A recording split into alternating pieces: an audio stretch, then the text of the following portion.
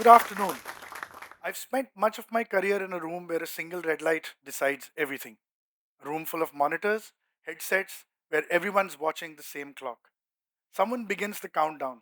It's a heartbeat you can feel in your teeth. Five, four, three, two. And what the red light turns on, millions of people are watching at the same time. There are no second takes, no pause buttons.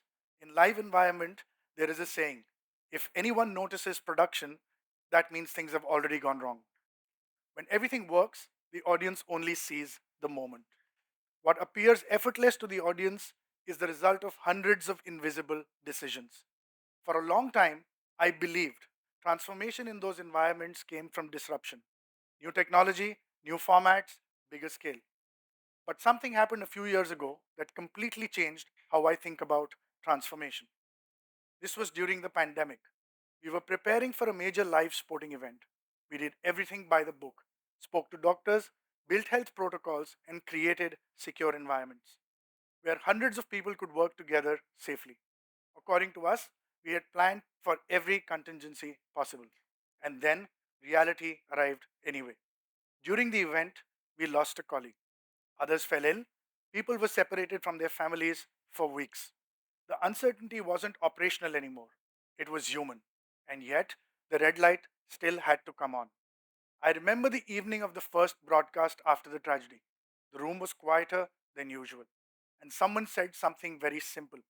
We continue tonight for him because he would have wanted this, and because there are people at home who really need this.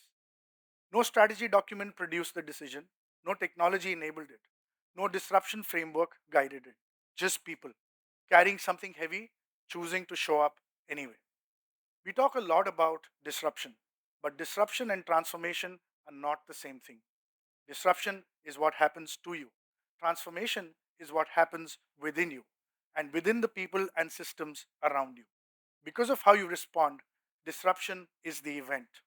Transformation is the architecture you build to survive it. Looking back at that period, I could see transformation happening in three real ways. None of them were dramatic, as all of them were actually decisive. The first was in the ecosystem. Suddenly, people who had never worked together were working together every day. Doctors and engineers, athletes and operations teams, production crews and public health advisors. When pressure rises, silos disappear quickly. Complex problems don't get solved by one function or one skill set, they get solved by ecosystems, by people with entirely different expertise, trusting each other and finding a shared language under pressure. The second was in the mindset. For much of my career, I believed good leadership meant staying in control, holding the room, knowing the answer. That belief did not survive. When everything around you is uncertain, control is not a strategy. Clarity is, trust is. The team wasn't looking at me for answers. They were looking at me to understand how worried they should be. Leadership in those moments isn't about having certainty, it's about creating stability when certainty doesn't exist. The third was about experience. Experience is not the same as education, but we treat them as if they are. Education prepares you for a world that behaves predictably, but pressure prepares you for a world as it actually is. Pressure gives you judgment, and judgment only develops when you're trusted with responsibility. When the consequences are real, sometimes the most important lessons I learned were not in a classroom, but in a room where the countdown was at 2. Something just broke, and there is no one else to make the call. Today, we celebrate disruption because it's visible.